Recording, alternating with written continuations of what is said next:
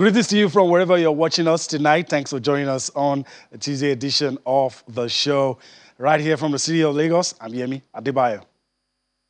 It's good to have you join us once again to talk sports in London. I'm Austin Okonakpan. All right, of course, you know what we're going to start with on the show. As usual, while this Nations Cup is going on, it will be about the Nations Cup. Of course, emphasis on the Super Eagles of Nigeria, who've been bringing smiles to the face of a lot of people with their performances so far. We'll take a look at their game tomorrow. We'll talk about what's going to go down in the African Cup of Nations. We'll also talk about, of course, the English Premier League. We'll also talk about the first Grand Slam of the year. That's switching to tennis. We'll tell you about those who are doing well, those who are struggling, and those who might likely win. And, of course, that's the outlook of the show. But then again, the FIFA Best Awards took place yesterday, and we have the opportunity to take a look at what went down. Case in point, you name a goalkeeper as the best goalkeeper, but he doesn't make the FIFA 11. Some things I don't understand.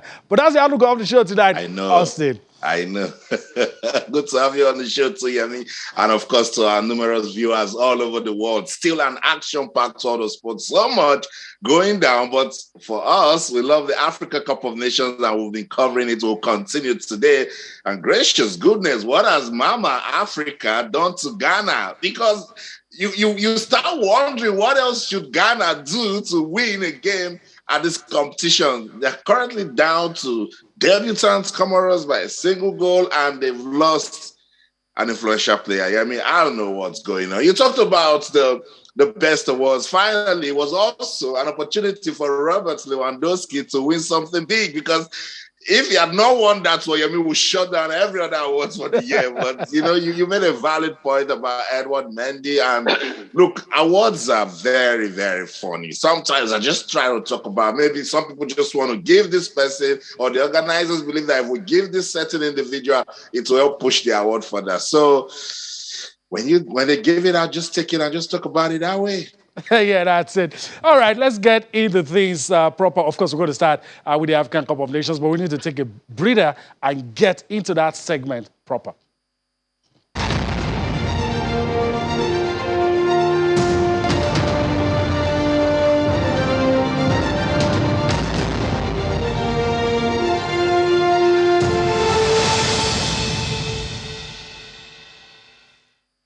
All right. Of course, in the heat of the excitement, I didn't remember to introduce my partner in the Lagos studio. And of course, he understands.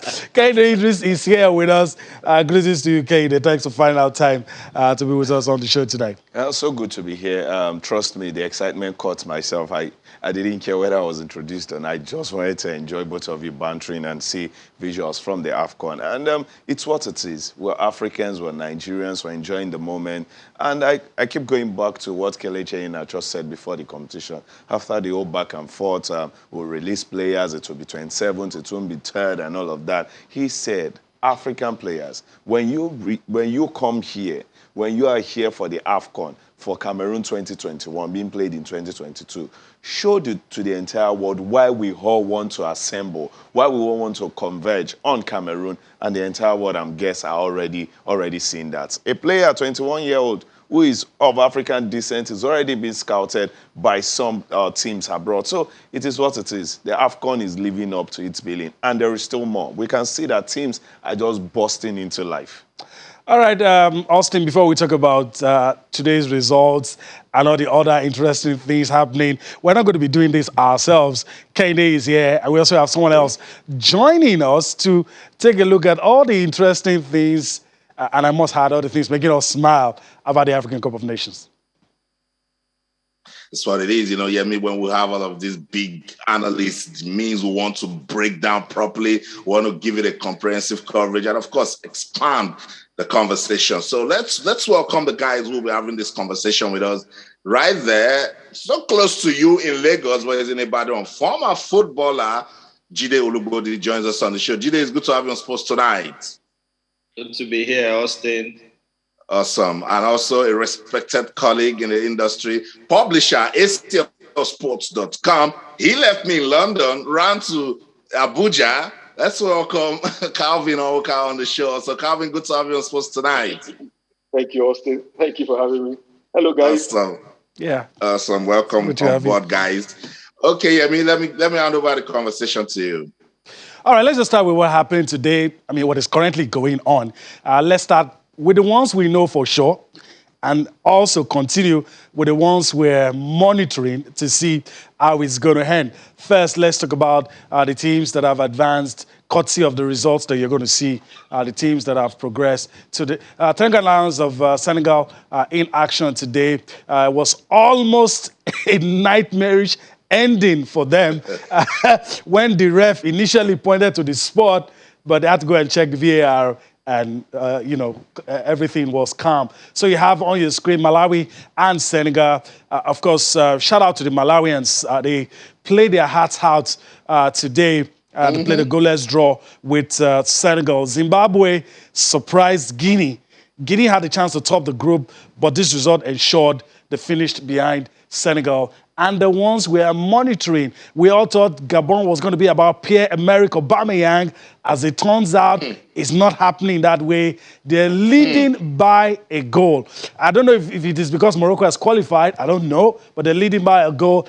And, of course, this one, turning everything upside down. I'm going to allow Kene Idris say something before we go to the other guys. Ghana, you go a goal down, then you lose the most influential player in the Black Stars squad. Andrea Ayew, of course, went to a tackle, didn't time the tackle very well, injured the goalkeeper.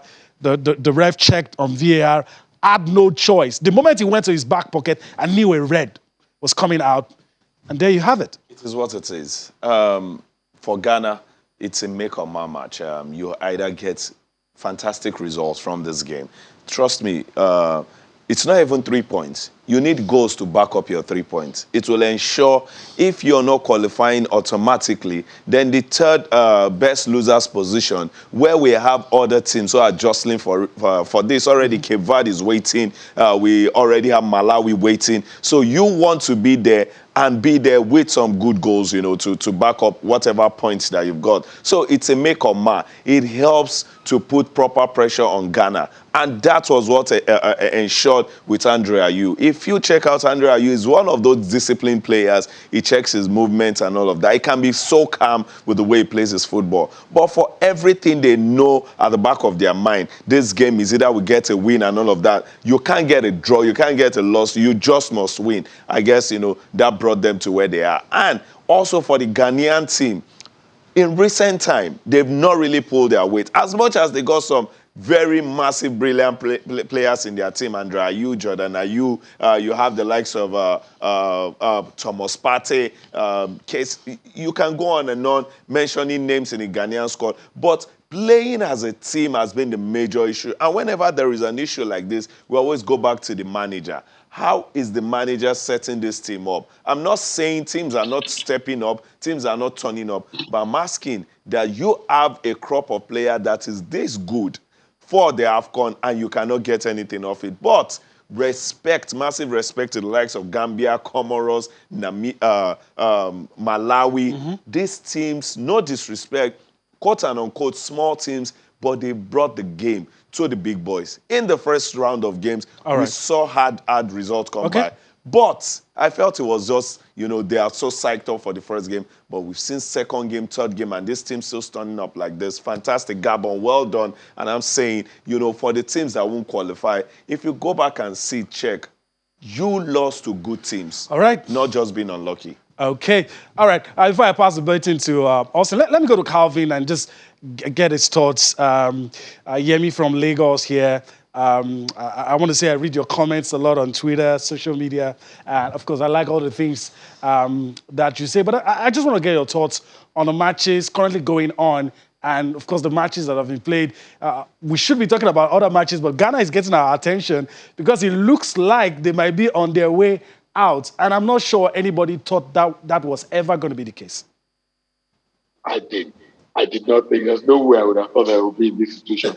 However, I think, unfortunately, in all my years of watching the African Cup of Nations, I do not think I have seen a Ghanaian team so poorly start? Apart from Thomas Partey, Andre, are you possibly Baba Ratman at left back?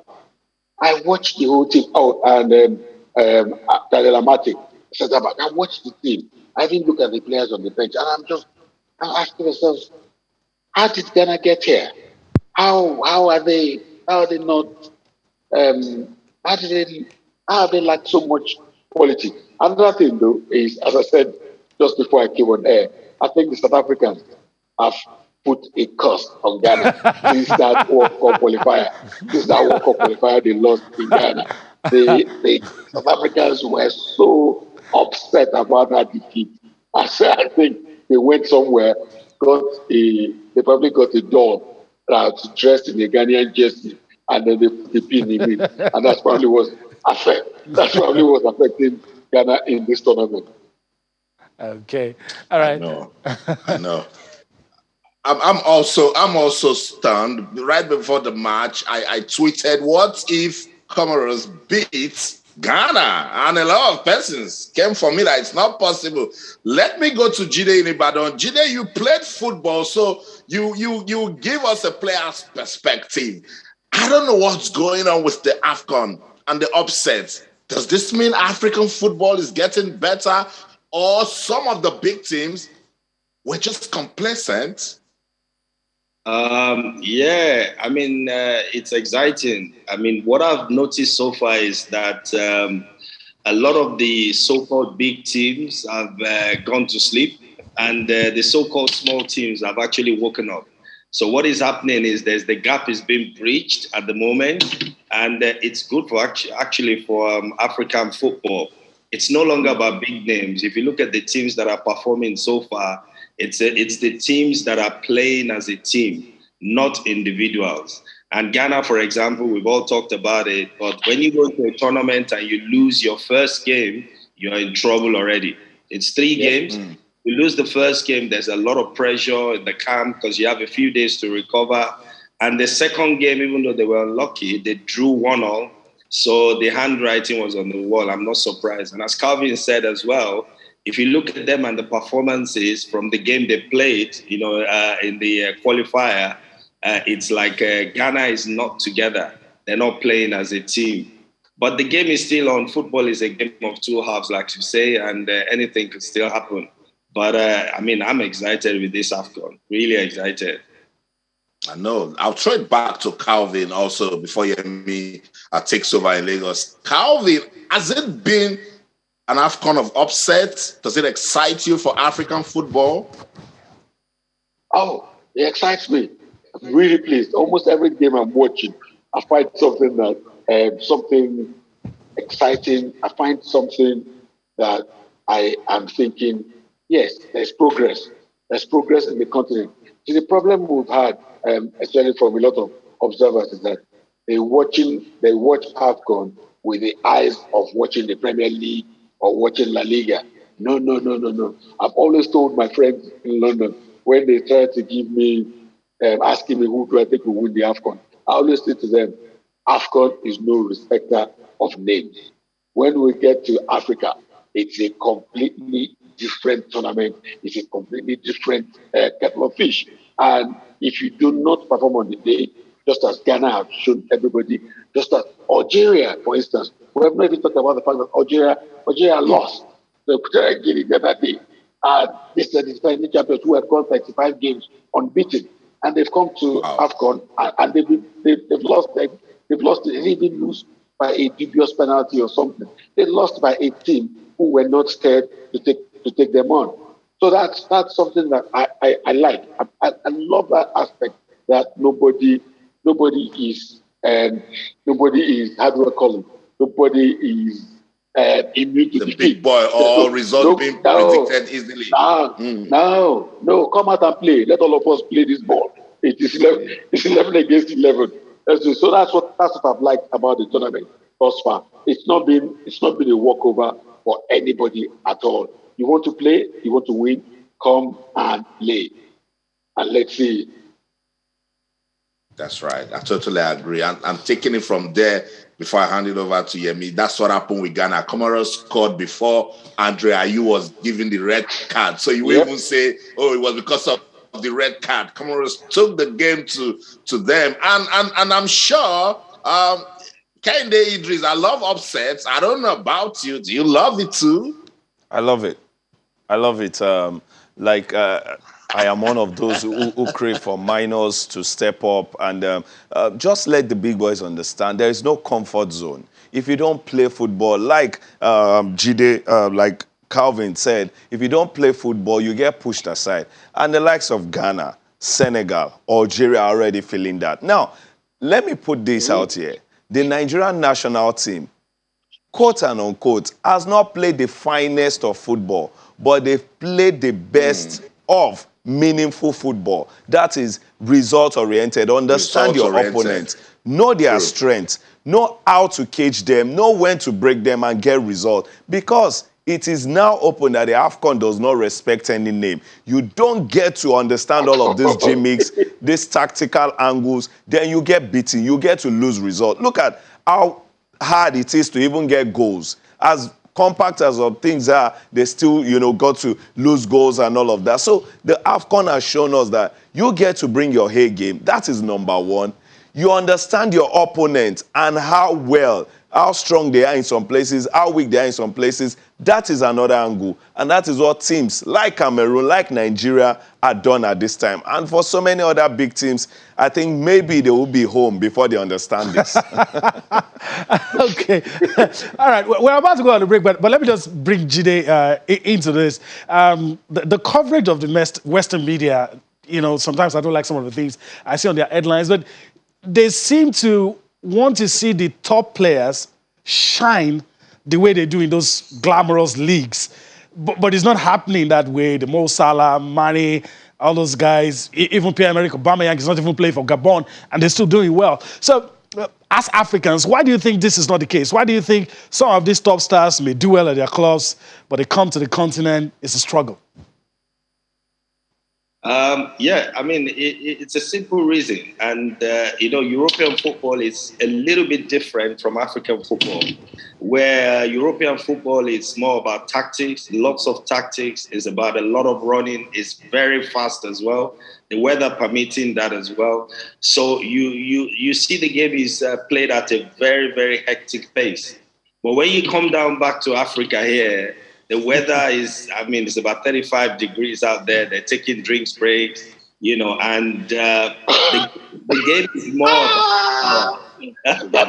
That I have considered the second goal.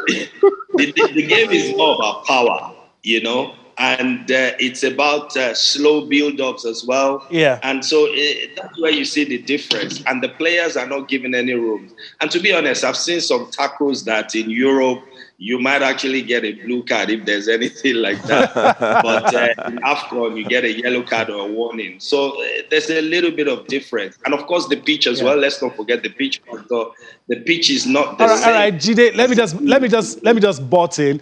Calvin blotted it out, and we've already heard it. And so that's it on your screen. Ghana are on their way out. Wow. They're trailing Comoros by 2 goals. 62 minutes of football played.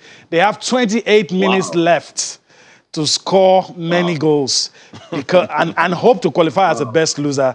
That's the situation for the Black Stars of Ghana. It's getting interesting at the African Cup of Nations. We still have a lot to talk about, but we're about to go on a break. Let's go on that break. When we return, we'll talk about the other teams and, of course, special emphasis on 3-time African champions, the Super Eagles of Nigeria. We'll do that after this break.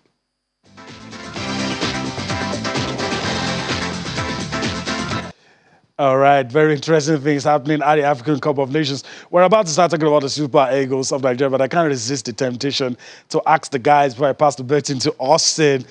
For Ghana, at this point, with 25 minutes to go, they need to score 4 goals to at least get to a goal difference of +1. And I'm very happy I'm not doing this mathematics for the Super Eagles of Nigeria because it can really be painful.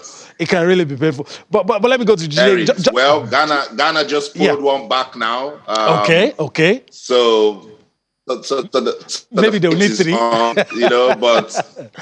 But this is so difficult. We didn't see it coming. You know my usual line. When you think you know football, it will stun you. Football will humble you. That's what is happening to Ghana and the big teams at the Africa Cup of Nations. And I love it because it's beginning to show now that African football is competitive. The talks of, there are minnows in African football. With this AFCON, I'm sure it's going to be put to rest. So it's Ghana 1, Comoros 2. It's a fight. By the way, the second goal by Comoros was a beautiful goal. So nobody will say this and that because of the red card and all of that. I will come up with analysis from my Ghanaian friends. Let's get on with the show now because we want to talk about the Super Eagles of Nigeria. Coach Austin Eguavoen said his team will not be complacent against Guinea-Bissau, and they've gotten a good boost ahead of that match with the return of Chidozie Awaziem. Let's listen to Coach Austin Eguavoen, captain of the side,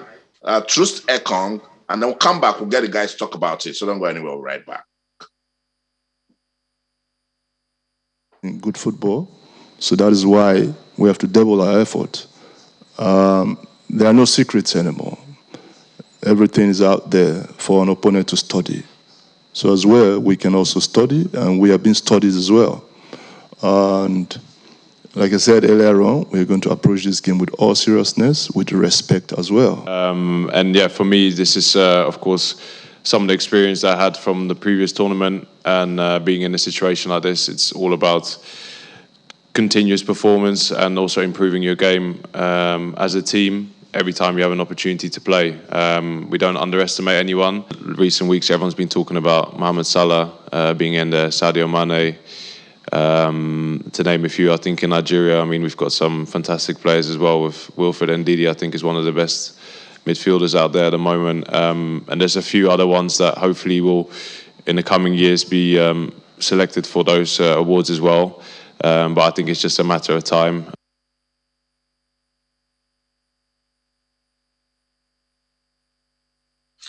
So that's it. Super Eagles interim manager Austin Eguavoen and defender Trust Ekong. Let's talk about taking the game seriously. Let me get Calvin talking ahead of that game against the Wild Dogs. That's what they're called, of Guinea-Bissau.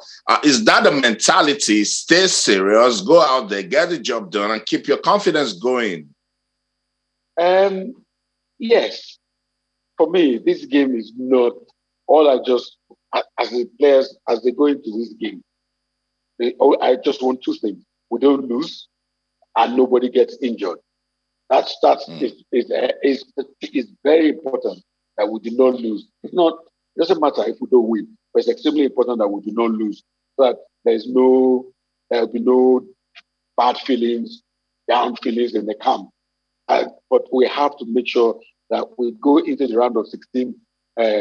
With all the players fit. We have to have as many fit players as we can afford. So that's how I'm approaching this game. It's not Guinea-Bissau is more important to Guinea-Bissau than it is to us. But also I think it's a game that offers Cristiano Ronaldo the opportunity to try new things in terms of tactics, in terms of players, or playing people in different positions and try to work out some new things in a match situation. There are things you can work out in training, but when it comes to match situation, it's different. Then you can see it in a proper manner. So that's how I'm seeing this game. Make sure we don't lose, make sure we don't get any injuries. And if there's anybody, I don't remember off the top of my head, if there's any player who is in danger of being suspended for the round of 16 match, then we must make sure that player does not get anywhere near the pitch tomorrow. Jide, is it an important match? And if you're Austin Eguavoen, will you stick with your regulars or try to experiment with new players? It's more of freshening everything up right now. Because, 90 minutes games every 3 days is very brutal to a footballer who's been playing all season. So I think this game, what it affords us is we've won 2 games back-to-back. We just need to get those masseurs out there now, let them freshen the legs of the players, and just mix it up a little bit. The ones that have not been playing, let them come back on it. And as Calvin said, any injury concerns or any red card or yellow card concerns, no, they leave them out. Because it's so crucial that we go into the round of 16 with fresh legs, ready to face with our first team. I mean, there's nothing to prove anymore now. We just have to do what is necessary to get into the next round. We've already qualified. We just need to do what is necessary. And I'm sure Iguabo and the crew, they've been in there, he's gone to World Cup, Nations Cup, everywhere, so he knows what to do. I'm sure they'll do the right thing. Very important. Do what is necessary. I love the fact that it's about, refreshing everything at the moment. Let me get the viewers talking before Yemi takes it. I asked Jide, so let me ask you guys, what do you think Coach Austin Eguavon should do in that clash against Guinea-Bissau? Stick with the regulars or experiment, So let's get you talking. Twitter is back. On Twitter, we're channels_sports, or you can send us an email, sportstonight@channelstv.com. Should Coach Augustine Eguavon experiment with unused players against Guinea-Bissau, or should stick with the regulars? That's the question we're asking. Let's listen to more talking points as regards that match between Nigeria and Guinea-Bissau. When we come back here, me and Idris will take it from Lagos. For me, it's not important game, but at the same time, it's an important game. Why? Because we need to top our group to avoid some certain teams like Algeria. We need to top our group. So we need to come forward. So we should be very, very careful. I expect him also to play. For sure, he's going to feature some players who has not been playing, who have not had really playing time. In the past games. So now is the opportunity to give them the opportunity to go in and showcase themselves. So for me, he needs to let them understand that yes, it's a must win. Our next game against Guinea-Bissau is a must win. Nothing short than win. The fact that the Super Eagles played very exciting football, a lot of possession. Though in the opponent half, we didn't get that creativity that we wanted. But all in all, 2 games, 6 points, we are good to go. I think this is a walk in the park. And the last game is just for us to play those guys that have not had a playing time, so that we can sail to the next round. A lot of criticism towards this team to the build up to the Nations Cup. So far they've done well. I think so proud of that. We go to the next round now. So I think for Eguavon being in charge of the team, he has touched on some areas. The boys have shown a lot of motivation, a lot of character, and desire to do well with the national team. So I want to say congratulations to them for qualifying for the next round.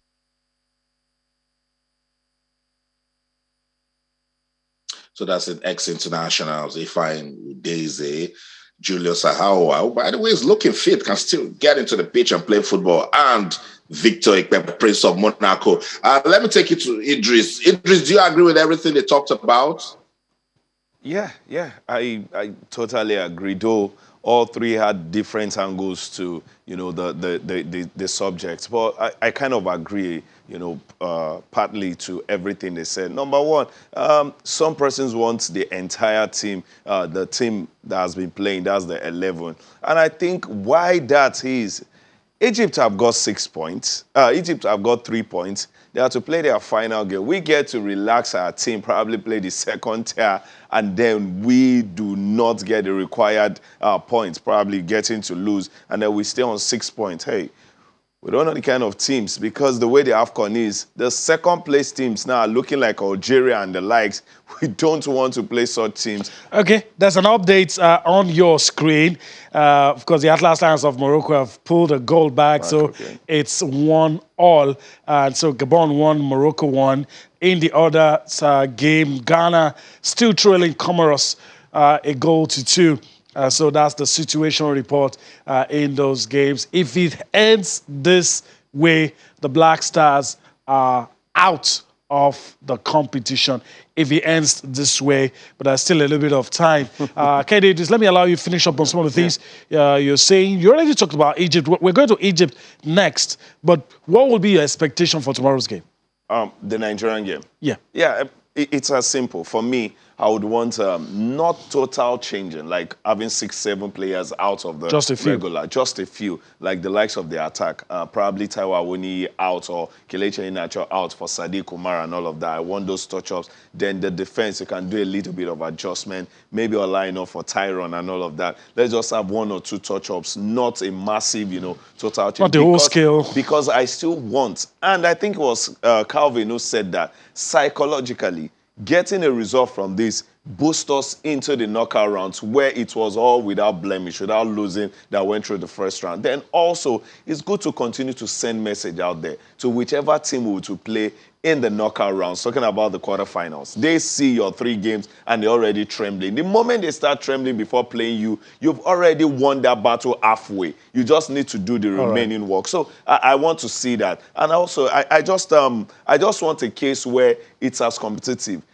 I normally say it on this show. If there is one thing an average Nigerian loves more than their team, the Super Eagles, is their Super Eagles winning. All right. So we love the Super Eagles, but we love the Super Eagles winning more than even the Super Eagles. So it's important to us when they win. We want to always see that. All right. Okay. You could be forgiven if you thought it was only Nigeria playing tomorrow, but that's not the case. And the Pharaohs of Egypt will be up against Sudan. Let's listen to Carlos Queiroz, the coach of the Egyptians. Last time out, it was a narrow escape for Egypt. A Mo Salah goal was able to get them across the line, but now they're preparing to face Sudan. Let's listen to their coach. We'll come back for more when we return. Austin will read some of your comments. Then, of course, we'll take, on this segment, we'll take the parting comments from all of the guys. I said we live in a different world, a different society. Different football, different preparation. The coaches are under magic decisions. The only thing that fortunately did not change, it is the way criticism come against us. It's the only thing they don't change. We play with one formation, and the mentality that we have, we don't play 3 players in the midfield. We play 5, 6, 7, 8 if it is necessary. We don't play with 3 players forward. We play 5, 6, 7, 8 if it is necessary. We don't play with 4 defenders. We play with 11 if it is necessary. This is the modern world. Everybody attack as a unit. Everybody defend as a unit. You cannot play in the national team with top quality players and talk about a 10. I don't know what is that, a 10. Everybody, Solaya, Nani, Ghazi, all the players, they must have enough quality and enough confidence in the right moment to be the number 10, the playmaker of the team. All right, that's it. Good news if you're a fan of the Black Stars of Ghana is 2-2 and a few minutes to the end of the game. They still have 12 minutes to try to salvage something. So that's it. All right, let me quickly pass the baton to Austin. We're pressed for time. We still have a lot of things to do. I'm going to read a few comments and, of course, take the parting comments of the guys should be on this Ghana situation. Can it be done? 12 minutes to go. Yeah, they're fighting. It's football. You start wondering why did Ghana, leave it this late? But we'll see. Maybe they want to give us some drama, and we're here to take it. Let me go to Jide while we get more messages and I compile them. Jide, still on the Super Eagles of Nigeria. What sort of counsel can you give to the technical crew led by Austin Eguavoen? Well, Cerezo has done very well.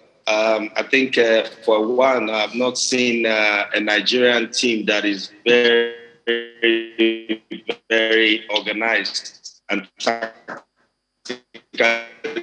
disciplined. It's playing with 2 in the middle, surprising, but they're very solid, Aribo and Ndidi. And with the strike force that we've got, with Kelechi dropping back a little bit, we can take on any team. They just need to stay focused, keep doing what they're doing, and keep analyzing the other teams as well. I'm sure everybody knows how we play now. So, round of 16, come on, it's game on. Round of 16, we cannot wait. Calvin, what's your parting shot on the show, particularly when you consider the game between Nigeria and Guinea-Bissau? Like I said, as long as we don't lose and we don't pick up injuries, I'll be fine. I've been impressed by the way Cerezo has set the team up. I love the fact that every second pass is a forward pass. Every second, the attacking players are encouraged to attack their defenders. They're encouraged to show the Nigerian skill factor. That's what has impressed me so much about the team. And for me, Alaino has been the best player of the Super Eagles thus far. And I would really love that he gets a rest from actions tomorrow, that he can come back fit as a fiddle for the round of 16. But so far, so good. Let's just keep going up. It will be fantastic if we can win this cup in Cameroon. Especially. I'll take it from there into this message that we received from Mr. SD Nagudu. He says, I have a dream that Super Eagles lifted the AFCON trophy. I noticed that all of us are smiling with the way Super Eagles are performing. The happiness we now have is like the carryover of happiness we have we always wanted in the last 5 years. This is what we lost in the last 5 years of Ross time. I want to say thank you so much, Jide. Thank you so much, Calvin, for joining us on the show. We'll always get you guys talking until the AFCON ends. Thank you so much. Thank you very much for having us. Awesome. Yemi, all right. Mr. Nagudu says he has a dream that the Super Eagles will win the AFCON. Yeah, a lot of people are beginning to dream. But first, before we talk about the dreams, let's just quickly tell our viewers that Gabon has scored again. So it's 2-1 now. Gabon leads. Ghana should just forget about what is happening elsewhere. And I think they need to focus on this game. As it is, Gabon ensuring that their destiny is in their own hands. Yeah. Whatever Ghana does, it will not affect Gabon. Yeah. And Morocco has already qualified. Exactly. So all that Ghana needs to do is to hope that they will qualify as the best loser. That is if they get a goal before the game ends. All right, quick one from you before we wrap up this segment on the show. I'm putting you on the spot. I know it's difficult, but it's your job. Do you think Ghana can do it? I doubt. I'm trying to see it. I doubt, really. Maybe they can win this game, but getting to qualify... You gave me a jibe when it was 2-0. It's my turn. It's 2-2. Can they do it? I doubt, really. I doubt.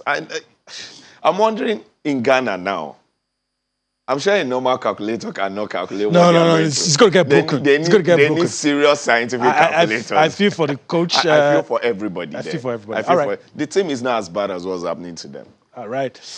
Oh, well, I doubt if they can pull this through. I'm lost for words. All right. That's a good place to leave it. We'll take a breather and, of course, wrap it up on this segment. But trust us, if anything happens around the Nations Cup, we'll let you know. But this segment just ended. So let's take a breather and return to talk about other things happening in your fast-paced, money-spinning, and amazing.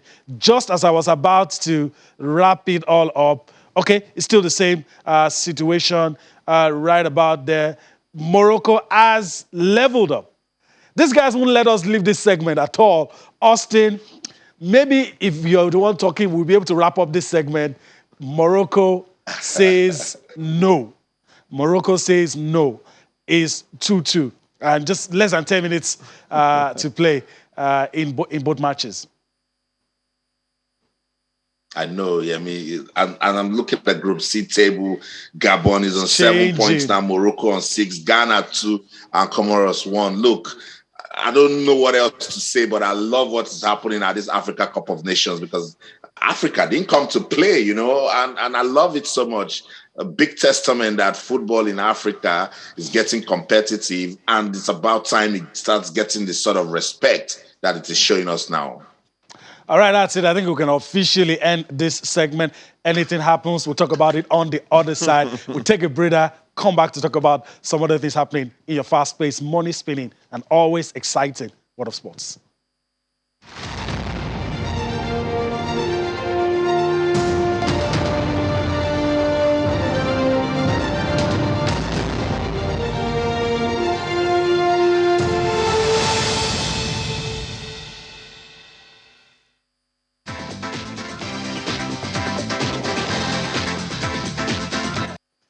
Wow, Austin, just when we wrapped it up, we're back to it.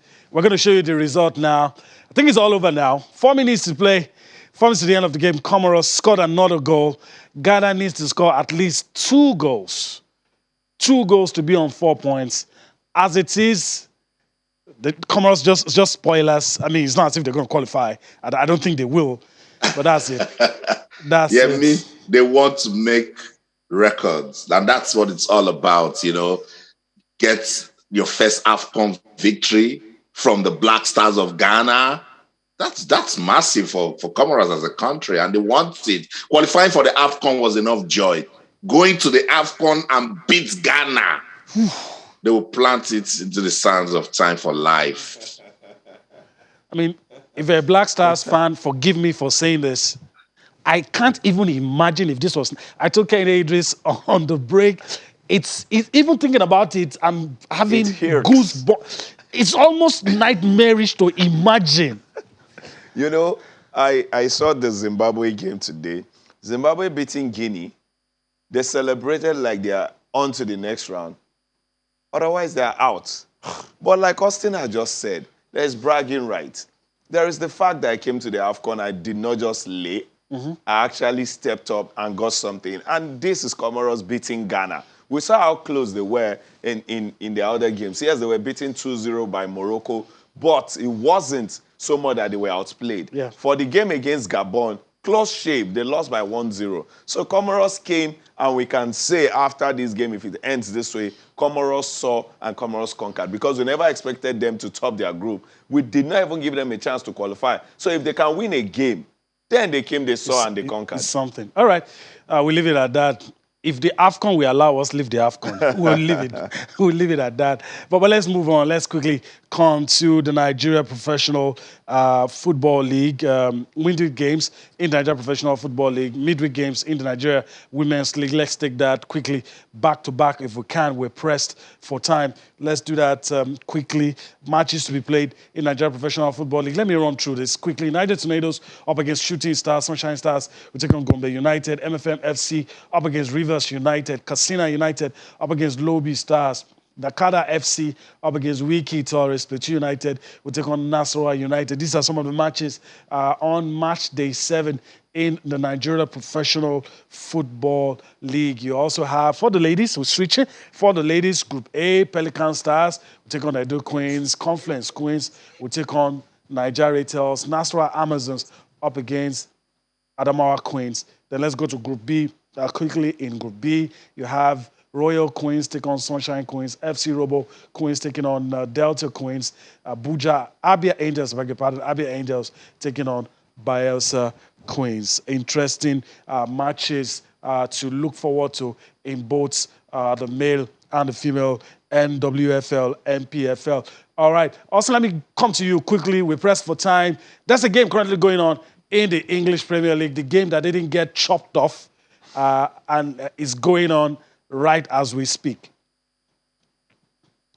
Yeah, the game between Brighton and Chelsea. And Chelsea, they just need to do everything they can to win this one, to gain some relevance on the league table. So they lead that one by a single goal away from home. The game between Burnley and Watford, I was telling someone that I don't think that game will survive. It didn't. It's been postponed.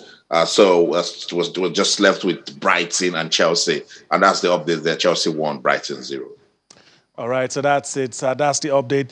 Guys, let's quickly talk about Cristiano Ronaldo. He hopes to play for a long time to come. He's not resting. He wants to keep challenging for awards. He came in person to receive his award at the FIFA Best Awards. For an outstanding career. It was a special FIFA award for Cristiano. Let's listen to Cristiano in his own words. We'll come back to wrap things up on the show. Sacrifice. Without sacrifice, you not achieve nothing. As you know, I started to play since I was in the top level 18, and I was in the top of the game 15 years, 16. So it's my dedication, my passion, my ambition, and working hard all the time. So this is why I'm continue to be in the top of the world in terms of performance, trophies, goals, records. So I will continue. And it's great motivation for me to continue and make people happy, especially the fans and, of course, my families and around the world. And I will continue, as I told you before, because I'm still capable and happy to make people happy. Go. Of course, we know we have a difficult 2 games. I hope so, too. And will be tough. Everything is possible. We know the draw was difficult, but it's part of the business, part of the football. The football is a challenge.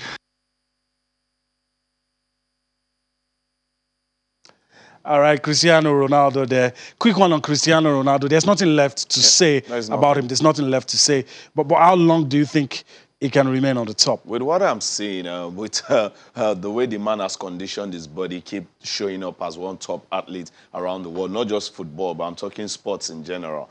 This man still has 3-4 years at the minimum for me. At the top? Yes, at the top. It looks like he will hit 40 and he'll still be strong. I don't know if there is anything hidden somewhere, but with what I'm seeing today, Ronaldo still has at the least 3-4 seasons to give to us. Like you said, making us happy every day. I might not be his actual fan, but I'm a respecter of this man with the athleticism, with the way he keeps his athleticism at the highest level. All right.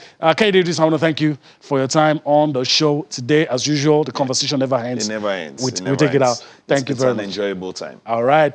And of course, that's the show today. We do hope that you enjoyed everything we've been able to cover in your fast-paced, money-spinning, amazing, and always interesting world of sports. I'm Yemi Adebayo. We'll see you tomorrow.